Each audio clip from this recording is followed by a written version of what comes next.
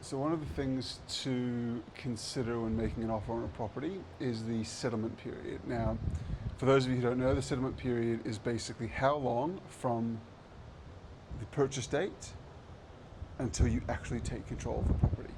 Now, in Victoria, the most common settlement periods are 30, 60, and 90 days, but you can negotiate shorter or longer. I've seen 14-day settlement periods, I've seen 6-month settlement periods. So effectively, this is a negotiation between yourself and the agent on behalf of the vendor.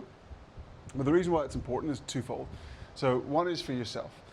You may have circumstances which mean that you need to either move in sooner.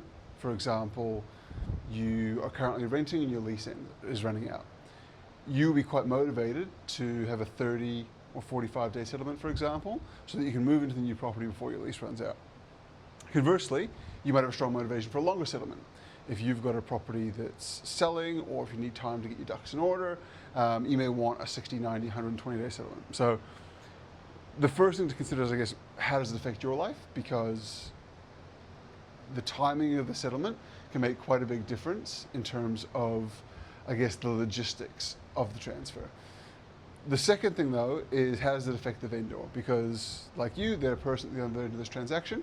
And I think one of the few ways that you can potentially get a deal on a property is by aligning the settlement period to what the vendor wants. So I've had many clients who are selling properties, and they have quite strict requirements on what they need from a settlement. So they may need a short settlement because they need to clear the funds from this sale to use towards the next one, or they may need a long settlement because they need to find time to buy a new property now that they've sold. And so in a lot of these instances, those clients are very motivated to have a buyer meet them at their settlement period. So what that means is, if you can be flexible on your settlement period, you allow yourself a chance by proper discovery, by talking to the agent and getting an idea of what the vendor wants, to make an offer, not purely from a cost point of view, but from a timing point of view that matches what the vendor wants. And that in and of itself is probably one of the best ways that you can potentially differentiate your offer versus other offers out there, outside of just being the highest offer.